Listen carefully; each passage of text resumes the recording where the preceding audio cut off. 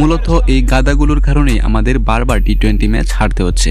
এবার ম্যাচ হেরে সরাসরি যাদেরকে দুষলেন তানজিম হাসান সাকিব। তো সম্মানিত ভিউয়ার্স, বিস্তারিত জানুন পুরো ভিডিও জুড়ে। পাকিস্তানের কাছে 57 রানে হেরে সিরিজ হারল বাংলাদেশ।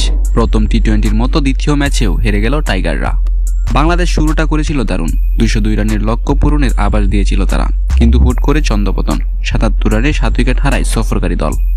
শেষ দিকে তানজিম হাসান সাকিব জ্বর তুলে 50 করেন, তাতে হারের ব্যবধান কমেছে। 144 রানে গুটিয়ে গেছে তারা। 57 রানে হেরে সিরিজ হারল লিটন দাসরা। তানজিম হাসান সাকিব 18তম ওভারে খুরদিল শাহের প্রথম 2 বলে 2 ছক্কা মারেন। পরের ওভারে সাইম আইয়ুবকে 6 হাঁকান। তারপর 2টি সিঙ্গেল নিয়ে 30 বলে 1টি 4 ও 5টি 6 50 পূর্ণ করেন। 14 ওভার শেষে 110 রানে 8 উইকেট হারায় বাংলাদেশ। খুরদিল শাহর বলে হারিস রৌফের হাতে ক্যাচ দিয়ে ফিরে যান মেহেদী হাসান মিরাজ। 17 বলে 2টি 4-এ 23 রান করেন তিনি।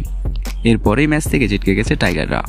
3 ম্যাচ সিরিজের দ্বিতীয় টি-20-তে বাংলাদেশকে 202 রানের টার্গেট দিয়েছে পাকিস্তান।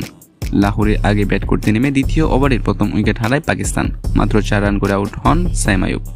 তানজিম সাকিবের বলে ক্যাচ দিয়ে ফেরেন 41 রান করা মোহাম্মদ হারিস। অন্যদিকে রিশাদের স্পিনে সাজগড়ে ফেরেন 74 রান করা ফারহান। এলবিডব্লিউর ফাঁদে পড়েন 19 রান করা অধিনায়ক সালমান আগা। হাসান মাহমুদের দ্বিতীয় শিকারে পরিণত হন শাদাব খান। এদিকে একটি পরিবর্তন আনা হয়েছে পাকিস্তানের স্কোয়াডে। ফখর জামানের জায়গায় এসেছেন ফারহান। সমান এক পরিবর্তন নিয়ে মাঠে নেমেছে বাংলাদেশও। দলে ঢুকেছেন মেহেদী হাসান মিরাজ, বাদ পড়েছেন সহ অধিনায়ক মেহেদী হাসান। এর আগে প্রথম ম্যাচে 37 রানে জিতে এগিয়ে গেছে পাকিস্তান। তবে এদিন ম্যাচ শেষে রীতিমতো খুব জাড়লেন বাংলাদেশি পেসার তানজিম হাসান সাকিব। তিনি বলেছেন, তাওহিদ হৃদয়, পারভেজ হোসেন ইমন কিংবা অধিনায়ক লিটন কুমার দাস, তাছাড়া জাকের আলী অনিক কেউই ভালো স্কোর করতে পারেনি। তারা নির্ভরযোগ্য ব্যাটসম্যান হয়েও কোনো বড় স্কোর করতে পারেনি। তাদের কারণেই মূলত আমাদের আজকে ম্যাচটা হারতে হয়েছে। তো সম্মানিত ভিউয়ার্স, আপনার কি মতামত তা অবশ্যই জানিয়ে দিন কমেন্ট বক্সে।